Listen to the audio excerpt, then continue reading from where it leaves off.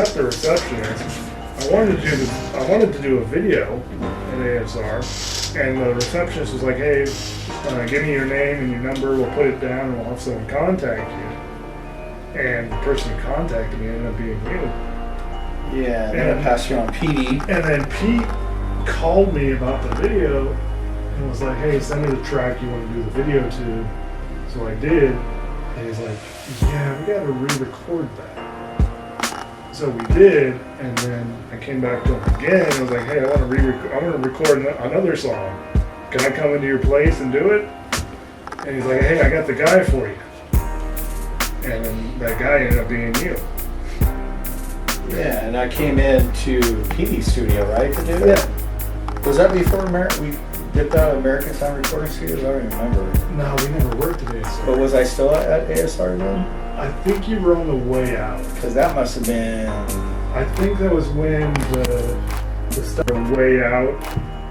You know, so like you had... Yeah, that was like 12 years ago when I first worked with you. You didn't understand like my language per se, so I just said one more for safety. Yeah, because you were shouting one more time for safety. Because I didn't want to hurt your feelings, so like, that's all it takes. I was sitting there on the other end of the glass, and I was like, "What the hell does that mean?" I was like, I didn't know. You know, because like the way I was brought up before working with you was like you get one shot at doing the vocal, and like whatever you come up with is what you got. Well, the school we came from was like record label stuff. So you work with producers and you do multiple takes. Like you could do up to like 10 to 20 takes, and then you do comping. So you're compiling each phrase into one final phrase, and then sometimes you have to go in and beat that take. And sometimes when it comes to the end of the whole thing, the scratch track beats them all.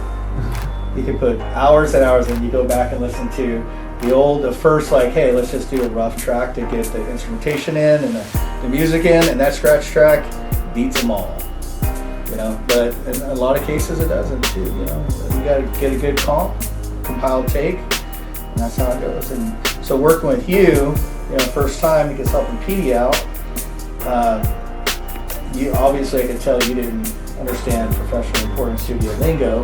So one more time for safety is when I started using that, and I think that's about the only time I really say it is like with Jeff. I may have adopted it a few times for some other artists. What about that time? What about all those times we started at 777, and I was reading off my iPhone? Yeah. So he started reading off his iPhone, and it not in all cases, but in Jeff's case, it sounds like you're reading from a phone or paper. Your best results to me, in my experience, and especially when producers I've worked with, some producers I work with, if you don't know your song, you don't know the lyrics by heart, and because you're focused, you're concentrating on reading the lyric, you're not going to get all your perfect emotion on the vocal and into the track itself. So that was kind of my way of looking at Jeff, because you can really tell he's reading his lines versus when he started memorizing it, which I was very surprised he started doing. It sounded better. He had better flow, better feel. You forced me to memorize them. You remember that?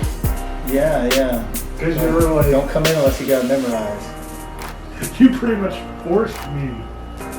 Yeah. We actually had a conversation at the end of one of our sessions one time. I think it was 2015 or 16. And he asked me straight up, he's like, "Jeff, what are you trying to accomplish musically?" And I told him I told you I wanted to take it straight to the moon. Like, I wanted to push it as far as I humanly possibly could push it.